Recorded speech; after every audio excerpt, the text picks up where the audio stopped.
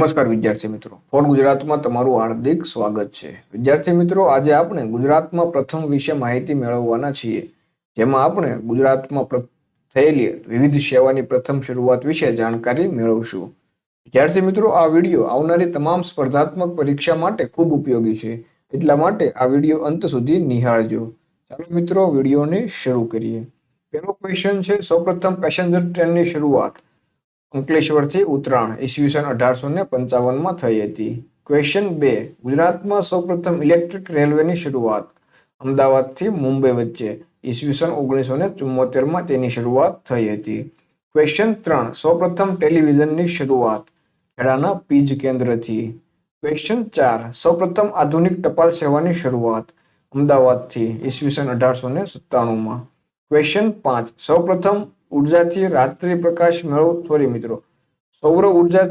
પ્રકાશ મેળવતું સૌપ્રથમ ગામ મેથાણ, પાટણ જિલ્લાનું મેથાણ ગામ. ક્વેશ્ચન 6, સૌપ્રથમ સામૂહિક બાયોગેસ પ્લાન્ટ ક્યાં બન્યો હતો?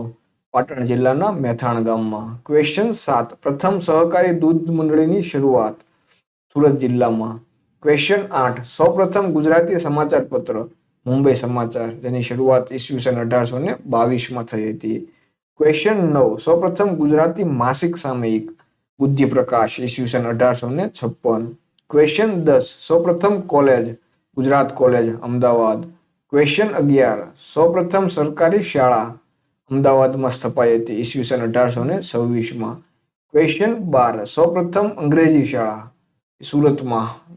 ગુજરાતમાં સૌપ્રથમ અંગ્રેજી શાળાની શરૂઆત સુરતથી થઈ હતી. ક્યારે થઈ હતી? ઈસવીસન 1842.